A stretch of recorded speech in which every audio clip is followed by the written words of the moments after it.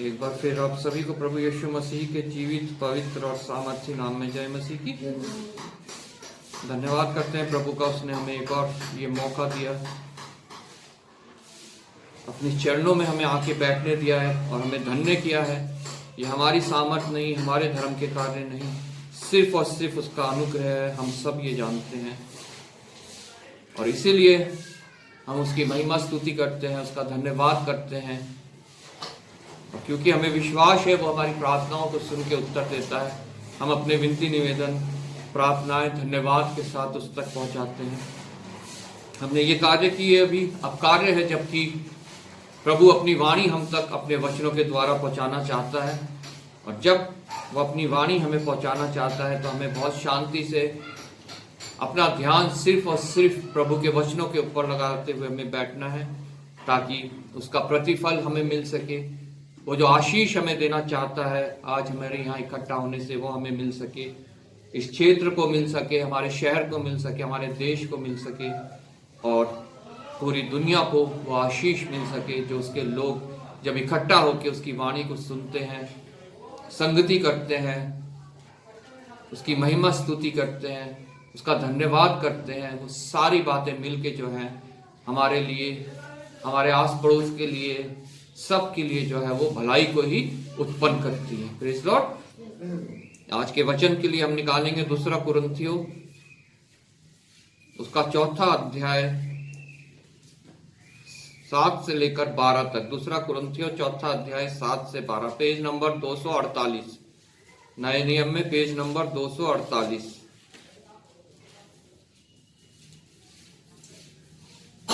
2 कुरिन्थियों 4 अध्याय 7 से लेकर 12 तक।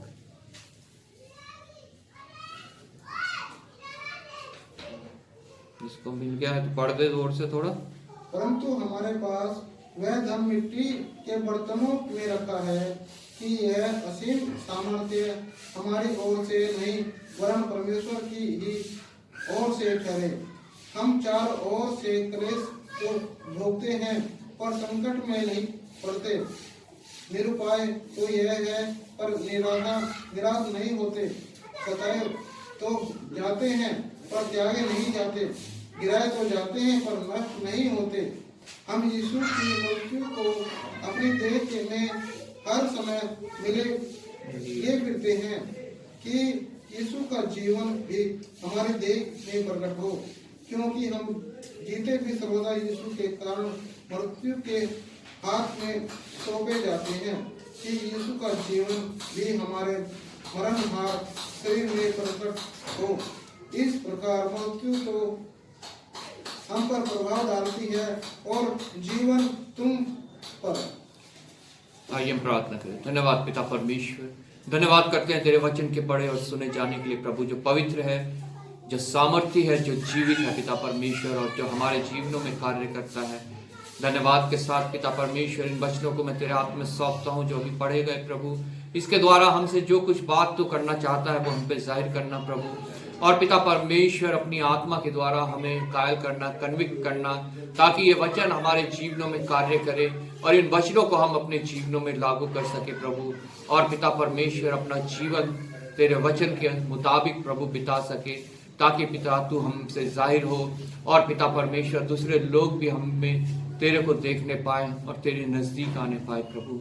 धन्यवाद करता हूँ पिता परमेश्वर, आए हुए प्रत्येक जन के लिए आशीषित करना, अनुग्रहित करना प्रभु, अपने नजदीकी में बनाए रखना और अंत तक विश्वास योग्यता देना प्रभु।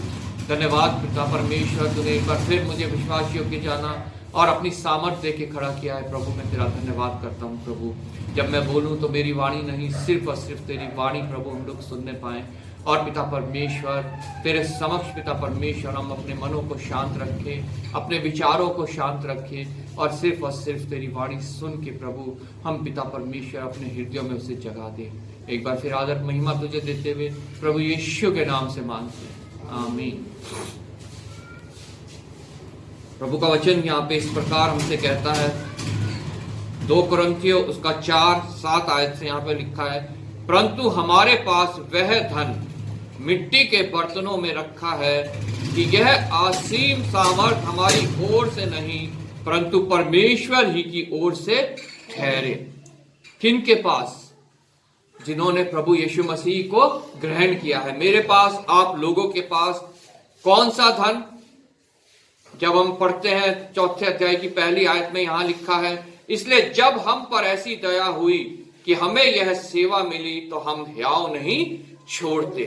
जब हम पर ऐसी दया हुई, प्रभु यीशु, ये हमारे कार्य नहीं है जिनकी वजह से हम लोग यूं कहते हैं कि हम लोग मसीह हैं।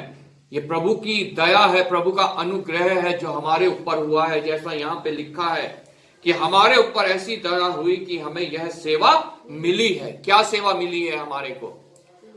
एक सेवा जो एक राजदूत की होती है। हम सब जानते हैं राजदूत, एम्बेसडर।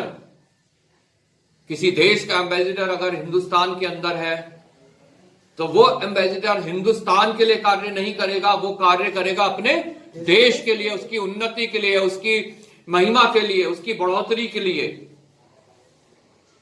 रहेगा वो हिंदुस्तान में, लेकिन वो कार्य करेगा अपने देश के लिए।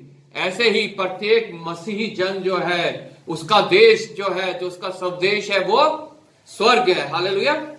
और वो यहाँ पे एक राजदूत है और उसे ये राजदूत की सेवा मिली है कि वो अपने स्वर्ग के लिए, अपने निज देश के लिए इस पृथ्वी पे रह के कार्य करे। और अगर वो ऐसा नहीं करता है तो वो कभी भी एक योग्य दास, एक भला दास नहीं है। क्योंकि राजदूत अगर अमेरिका का आके यहाँ पे अपने देश के लिए कार्य नहीं करे, अपने ही लिए कार्य करने लगे, अपने ही पेट के लिए कार्य करने लगे, अपने ही लोगों के लिए सिर्फ कार्य करने लगे, दूसरे किसी देश के लिए कार्य करने लगे, अपने देश के जो खुफिया दस्तावेज है दूसरे देश को देने लगे, तो वो कभी भी जो है एक विश्वास योग्य दास नहीं है और वो दंड के योग्य है। हालेलुया। अगर वो पकड़ा जाता है तो वो दंड पाता है। और हम तो हमेशा एक ऐसे सीसीटीवी के नीचे हैं जो कभी भी बंद नहीं होता है, जो है परमेश्वर की आंख। वो सदैव पृथ्वी पे घूमती रहती है और कभी भी वो बंद नहीं होती है। वो सदैव हमें देखती रहती है, हमारी विश्वास योग्यता को जांचती रहती है। अगर उसका अनुग्रह, उसकी दया हमारे ऊपर हुई है तो हमारे को एक जिम्मेवारी भी मिली है, एक सेवा भी मिली है। तो इसलिए प्रभु का वचन कहता है हम हियाव नहीं छोड़ते हैं। जो हियाव छोड़ देते हैं वो प्रभु के योग्य नहीं है। और यही वो धन है जो हम मिट्टी के बर्तन, हमें प्रभु यीशु मसीह ने मिट्टी से बनाया। और यहां पे संत पौलुस मिट्टी के बर्तन हमें बोल रहा है, परंतु हमारे पास वह धन मिट्टी के बर्तनों में रखा है। मिट्टी की कोई सामर्थ्य नहीं है, लेकिन जब उसके अंदर कुछ मिट्टी के एक मटका है, उसके अंदर एक हम कुछ धन रख दे, सोने के सिक्के रख दे, तो उसकी कीमत कितनी बढ़ जाती है। वही धन हमारे अंदर है जो स्वर्गीय धन है। हालेलुया। और वो धन जब हमारे अंदर है तो हमारी भी कीमत बहुत अधिक है। हालेलुया। इसलिए हम अपने आप को कभी तुच्छ ना जाने। और ये वही धन है जिसके विषय में लिखा गया है कि तेरा धन जहां होगा तेरा मन भी वहां होगा। संसार में, संसार के धन को काई लगती है, चोर चुरा लेते हैं, वो नाश हो जाता है, वो घटता रहता है जब उसे इस्तेमाल करते हैं। लेकिन जो धन मेरे और आपके अंदर है वो कभी भी नाश नहीं होता है। अगर हम अपने आप को खाली करते हैं, अपने मिट्टी के बर्तन को, और उस धन को ग्रहण करते हैं, तो वो कभी भी खाली नहीं होता है, बल्कि वो हमेशा बढ़ता रहता है। उसको जितना हम इस्तेमाल करेंगे उतना वो बढ़ता रहेगा। जितनी हम प्रभु की बातें औरों को बताते रहेंगे हमारे अंदर उतनी और वो बढ़ती रहेंगी। जितना वचन हम औरों को बांटते रहेंगे उतना वचन हमारे अंदर और बढ़ता रहेगा। लेकिन संसारिक धन ऐसा नहीं है, वो जितना खर्च करते जाओगे वो कम होता रहेगा। इसलिए प्रभु के वचन में लिखा है कि जिसके पास है उसे और दिया जाएगा।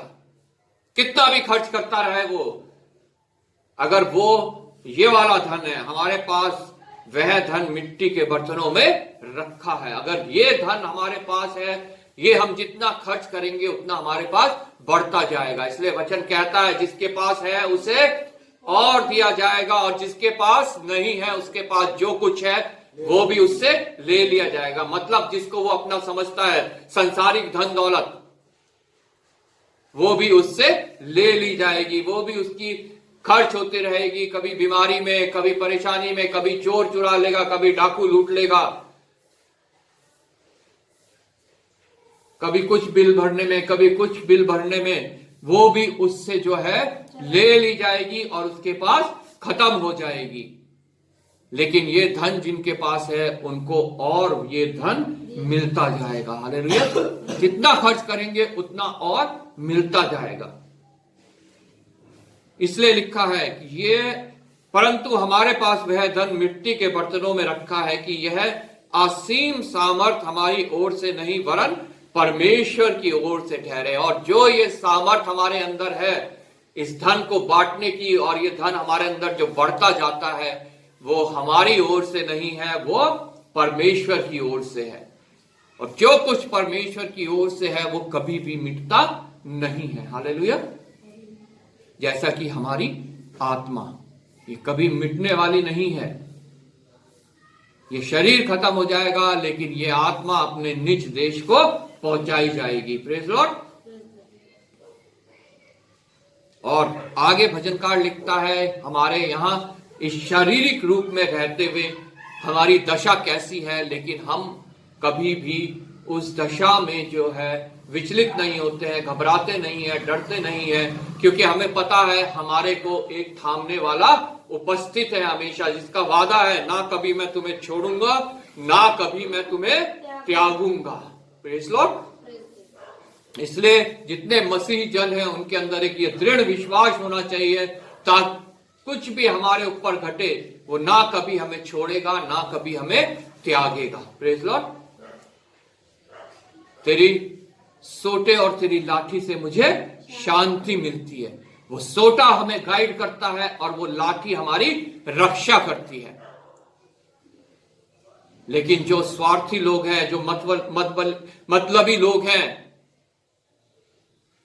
जो अपने स्वार्थ और अपने मतलब के लिए दूसरों का इस्तेमाल करते हैं, उन्हें फिर छोड़ देते हैं। चीजों की तरह लोगों का इस्तेमाल करते हैं जैसे कोई चीज है और फिर उन्हें छोड़ देते हैं। वो लाठी जो है उनके ऊपर फिर हमारे तरफ से कार्य करती है। और जब वो लाठी कार्य करती है तो प्रभु का वचन बताता है कि कोई उठ नहीं सकता। इसलिए प्रभु के भय में चलना हमें बहुत आवश्यक है। किसी को हमें जो है ऐसा नहीं समझना कि वो उसको हम अपने स्वार्थ के लिए इस्तेमाल करें, अपने मतलब के लिए इस्तेमाल करें, और जब वो स्वार्थ वो मतलब निकल गया तो हम उसको छोड़ दें। हालेलुया। क्योंकि उसका पलटा लेने वाला हमारा परमेश्वर हमेशा उपस्थित है। इसलिए वचन में यहां पे लिखा है हम चारों ओर से कलेश तो भोगते हैं, क्योंकि संसार हमें कुछ भी नहीं दे सकता। चारों ओर से हम कलेश भोगते हैं, लेकिन प्रभु का वचन यहां पे हमें कहता है पर संकट में नहीं पड़ते। वो कलेश हमारे ऊपर होते हैं, बीमारियां हमारे ऊपर आती हैं, समस्याएं हमारे ऊपर आती है, कभी घटी हमारे ऊपर आता है, धोखा हमें मिलता है, जिसको हम अपना समझते हैं उससे धोखा हमें मिलता है। चारों ओर से हम कलेश भोगते हैं, लेकिन प्रभु का वचन कहता है जितने प्रभु में स्थिर हैं चारों ओर से वो कलेश तो भोगते हैं पर संकट में नहीं पड़ते। वो कलेश उन्हें कभी भी संकट में नहीं पड़ने देता, क्योंकि प्रभु यीशु मसीह जो है उन्हें उठाने के लिए हमेशा तैयार है। हमें उस कलेश में भी वो दाऊद की तरह दावा करते हैं चाहे मैं घोर अंधकार भरी तराई से होके चलूं तो भी हानि से ना डरूंगा, क्योंकि तू मेरे साथ है। हर समय जो है प्रभु उनके साथ है, प्रभु मेरे साथ है, प्रभु आपके साथ है। इसलिए किसी भी कलेश से हमें घबराने की, डरने की आवश्यकता नहीं है। निरुपाय तो है पर निराश नहीं होते हैं। हमारे पास उन कलेशों से बचने के लिए कोई उपाय चाहे ना भी हो, अगर हमारे उपाय जो है वो सब व्यर्थ है, अगर परमेश्वर हमारे लिए उपाय करता है तो वो उपाय हमारे लिए जो है सबसे उत्तम है, और हमारे लिए वो उपाय जो है वो कार्य करता है और हमें कभी भी निराश नहीं होने देता। इसलिए प्रभु का वचन कहता है निरुपाय तो है। मैं निरुपाय हूं आज अपने कलेशों में। मेरे को नहीं पता मैं उनसे कैसे क्या उपाय करके उनसे बाहर निकल सकता हूं, लेकिन प्रभु का वचन कहता है हमें निराश होने की कोई जरूरत नहीं है, क्योंकि हमारे पास एक जीवित आशा है, प्रभु यीशु मसीह। हालेलुया। हम निरुपाय हैं कि हम उद्धार कैसे पाए। कोई उपाय हमारे पास नहीं है इस संसार में, इस पृथ्वी पे, लेकिन हमारे पास एक जीवित आशा है कि मेरा प्रभु मेरे लिए इस पृथ्वी पे आया, मेरे लिए मारा गया, मेरे लिए गाड़ा गया, मेरे लिए तीसरे दिन जी उठा, ताकि जब मैं उस पर विश्वास लाऊं तो मेरे पास एक जीवित आशा आ जाए कि मैं उसके साथ जहां वो मेरे लिए जगह बनाने गया है अपने निज देश एक दिन पहुंचाया जाऊंगा। हालेलुया। हम निरुपाय हैं लेकिन हम निराश नहीं हैं, क्योंकि हमारे पास एक जीवित आशा है प्रभु यीशु मसीह के रूप में। आमीन। सताए तो जाते हैं पर त्यागे नहीं जाते। हम संसार के द्वारा, अन्य मनुष्यों के द्वारा, अन्य जातियों के द्वारा, यहां तक अपने परिवार में भी सताए तो जाते हैं। अपने दोस्तों के द्वारा, जिसको हम अपने सबसे करीब जानते हैं, उसके द्वारा सताए तो जाते हैं पर त्यागे नहीं जाते। हम मनुष्यों से तो सताए जाते हैं, लेकिन परमेश्वर हमें कभी भी त्यागता नहीं है। इसलिए पृथ्वी के सताव को जो है हम सहर्ष ग्रहण करते हैं, क्योंकि हमें पता है हमारा परमेश्वर ना कभी हमें छोड़ेगा, ना कभी हमें त्यागेगा, चाहे मनुष्य हमें छोड़ भी दे। हालेलुया। क्योंकि मनुष्य स्वार्थी है, मनुष्य सिर्फ अपने मतलब के लिए हमारा इस्तेमाल करते हैं, हमसे मोहब्बत दिखाते हैं, हमसे मोहब्बत करते हैं, लेकिन एक समय ऐसा आता है जब उनका मन भर जाता है तो वो हमें छोड़ जाते हैं। जो प्यार, जो मोहब्बत, जो इज्जत वो दिखा रहे होते हैं वो सब खत्म हो जाता है। तो उससे हमें घबराने की जरूरत नहीं है। अगर वो हमें छोड़ दे, वो हमें त्याग दे, वो हमें सताए, हमें घबराने की जरूरत नहीं है, क्योंकि एक है जो ना कभी हमें छोड़ेगा, ना कभी हमें त्यागेगा। हालेलुया। आगे लिखा है गिराए तो जाते हैं पर नष्ट नहीं होते। प्रभु का वचन कहता है धर्मी जन अगर गिरे भी तो फिर वो उठ खड़ा होगा। प्रभु के वचन में लिखा है शैतान के बारे में, तूने मुझे बड़ा, भजन संहिता 118 में, तूने मुझे बड़ा धक्का तो दिया ताकि मैं गिर पड़ूं, लेकिन परमेश्वर ने मेरा हाथ थाम लिया मुझे उठाने के लिए। हालेलुया। संसार हमें धक्का देता है, मनुष्य हमें धक्का देते हैं, क्योंकि शैतान उनको ऐसा उभारता है। वो अपने आप से ऐसा नहीं करते, वो शैतान के द्वारा उभारे जाते हैं, वो शैतान के चुंगल में फंस जाते हैं। वो परमेश्वर की योजना को, उसकी इच्छा को जो है वो तुच्छ जानने लगते हैं। शैतान उनके कान में आके फुसफुसाता है, अरे अब तेरा मतलब इससे निकल गया, अब इसको छोड़ दे,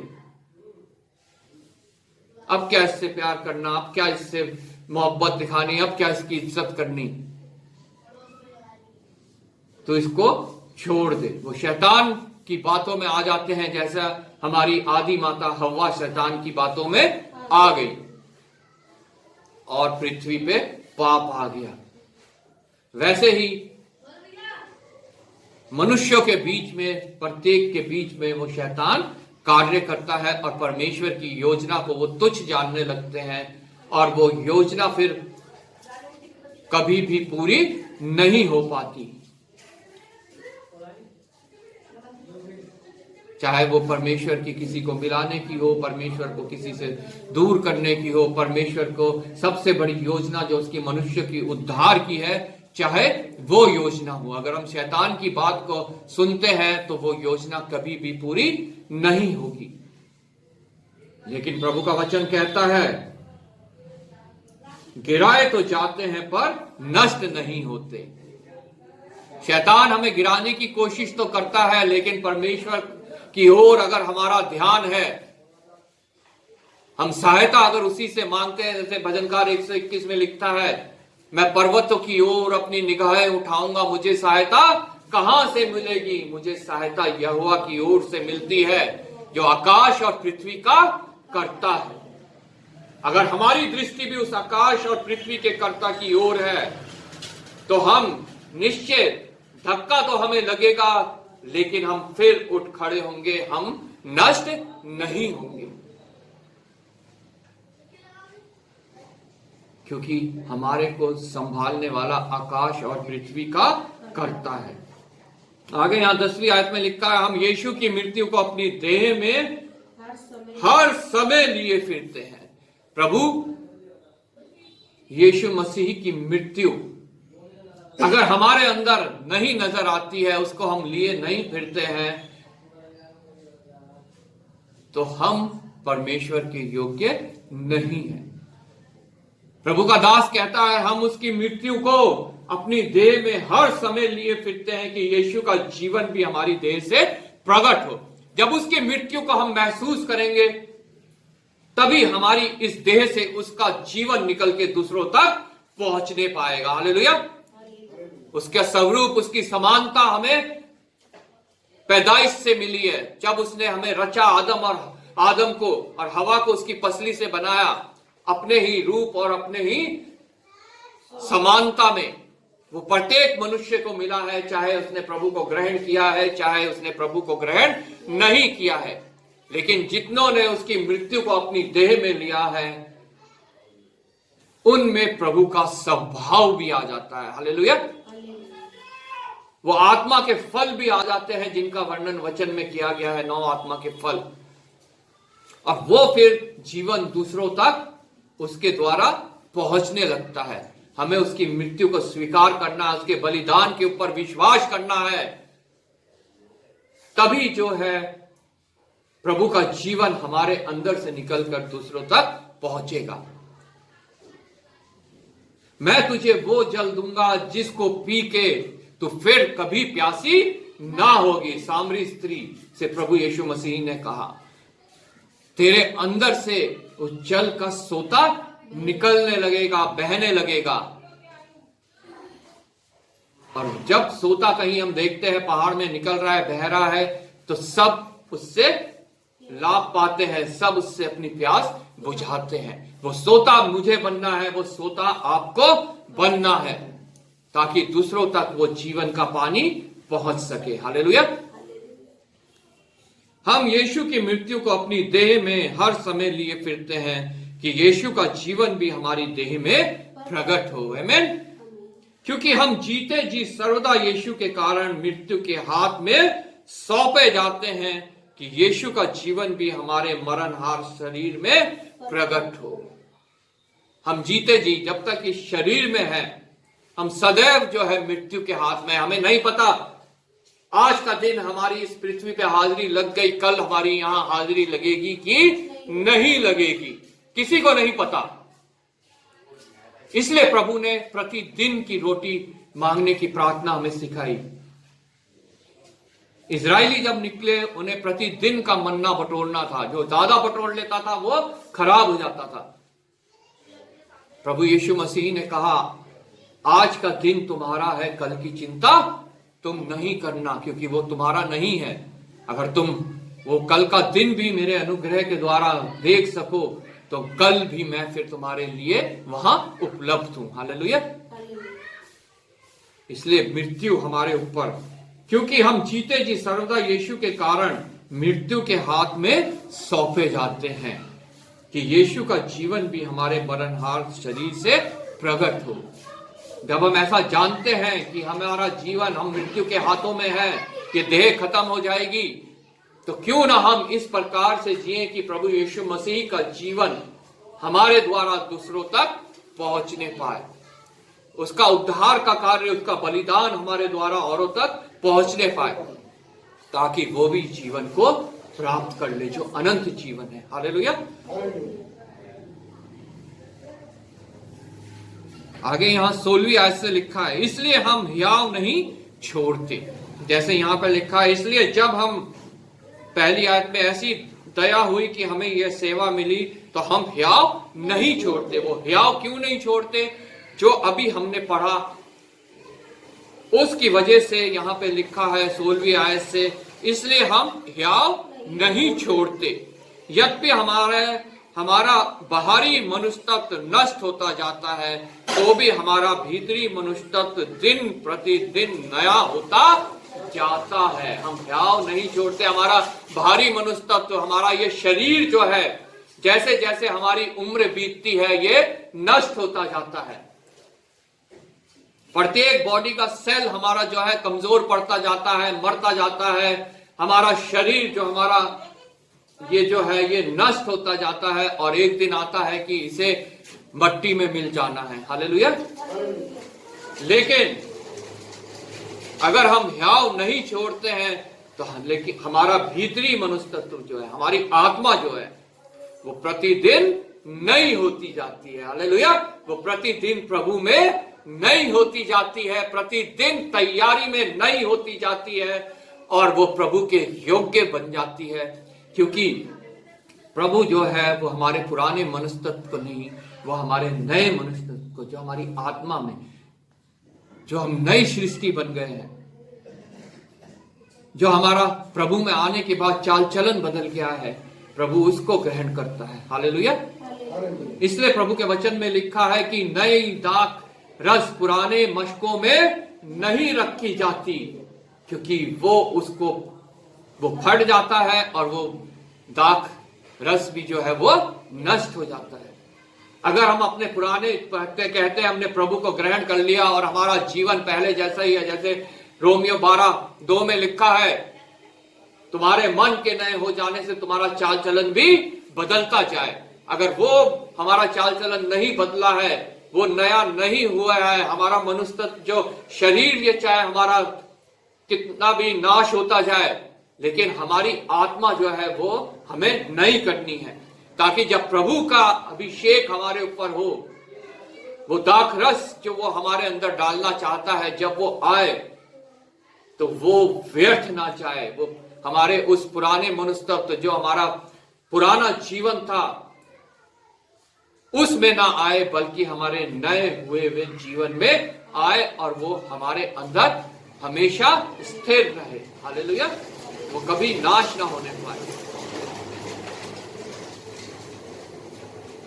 क्योंकि हमारा पल भर का हल्का सा कलेश हमारे लिए बहुत ही महत्वपूर्ण और अनंत महिमा उत्पन्न करता है। हमारा हल्का सा कलेश, ये जीवन कितना है, हमारा जीवन कहा गया है बुलबुले के समान, अभी है अभी नहीं है, उस घास के समान है जिसके ऊपर धूप पड़ी और वो मुरझा गई।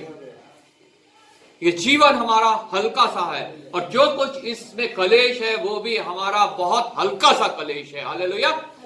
जिसको हम अगर प्रभु यीशु मसीह हमारे जीवन में नहीं है तो बहुत बड़ा समझने लगते हैं, बहुत बड़ा पहाड़ हमारे आगे आ गया। लेकिन प्रभु यीशु मसीह हमारे जीवन में अगर है, वो असीम धन हमारे इस मिट्टी के बर्तन में है, तो वो पहाड़ को हमें पता है हमारे लिए कुछ भी नहीं है, क्योंकि हमारा प्रभु उसे रेत के किणकों में बदल के हमारे सामने से हटा देगा। हालेलुया। अगर तुम्हारा विश्वास राई के दाने के समान भी है तो इस पहाड़ से कहो यहां से उठ के समुंदर में गिर जा, तो वो तुम्हारे लिए हो जाएगा। हालेलुया। इसलिए ये हल्का सा कलेश प्रभु यीशु मसीह के जनों को कभी भी पहाड़ सा नजर नहीं आता है। हालेलुया। क्योंकि वो हमारे आगे समतल रास्ता तैयार करता जाता है। क्योंकि हमारा पल भर का हल्का सा कलेश हमारे लिए बहुत ही महत्वपूर्ण और अनंत महिमा उत्पन्न करता है। ये जो कलेश हम सह रहे हैं इस शारीरिक रूप में रहते हुए, और हम हमेशा इन कलेशों में भी स्थिर रहते हैं, हम इन कलेशों में जो है संकट में नहीं पड़ते हैं। हमें पता है क्योंकि हमारा प्रभु यीशु मसीह हमारे साथ है। ये हल्का सा कलेश अगर हम सह लेते हैं तो ये हमारे लिए अनंत महिमा उत्पन्न करता है, हमारे लिए अनंत जीवन को उत्पन्न करता है। हालेलुया। इसलिए हर कलेश में प्रभु का वचन कहता है, कोई संत पौलुस प्रभु के वचन में कहता है, ना कोई कलेश, ना कोई बीमारी, ना कोई नंगाई, ना कोई भूख, ना कोई अकाल, ना कोई भूकंप हमें परमेश्वर के प्रेम से अलग कर सकता है। ये सब पृथ्वी के श्राप है, ये हमारे ऊपर आने जरूरी है कलेश। इससे कोई भी बच नहीं सकता, कोई मनुष्य नहीं बच सकता। वचन ऐसा कोई वादा नहीं करता कि इससे हम बच जाएंगे, लेकिन वचन ये जरूर वादा करता है कि उन कलेशों में मैं तुम्हारे साथ हूं। और जब ये हल्के से कलेश को हम सह लेते हैं तो हमारे लिए अनंत महिमा। हालेलुया। और हम तो देखी हुई वस्तुओं को नहीं परंतु अनदेखी वस्तुओं को देखते रहते हैं। जितनी वस्तुएं हम देखते हैं इन शारीरिक आंखों से, इन सब ने मिट जाना है, लेकिन जो हम आत्मिक आंखों से देखते हैं वो कभी भी मिटने वाला नहीं है। इसलिए हर एक मसीही की दृष्टि जो है वो उस अनदेखी वस्तु पे होनी चाहिए जो कभी मिटने वाली नहीं है। जैसा वचन में लिखा है, क्योंकि देखी हुई वस्तुएं थोड़ी ही देर की हैं परंतु अनदेखी वस्तुएं सदा बनी रहती हैं। आमीन। प्रभु का वचन आपको जो अभी हमने ग्रहण किया है, प्रभु की वाणी जो हमने सुनी है, ये हमारे लिए एक आशीष उत्पन्न करे, हमारे लिए एक प्रतिफल उत्पन्न करे, और हमारे जीवनों में जब हम इसे लागू करें तो हमारा जीवन भी जो है प्रभु के योग्य बने और उस अनंत महिमा तक हम पहुंचने पाए जो प्रभु यीशु मसीह चाहता है कि उसका हर एक जन और हर एक मनुष्य पहुंचे। प्रभु आपको इस वचन के द्वारा आशीष दे। धन्यवाद करते हैं।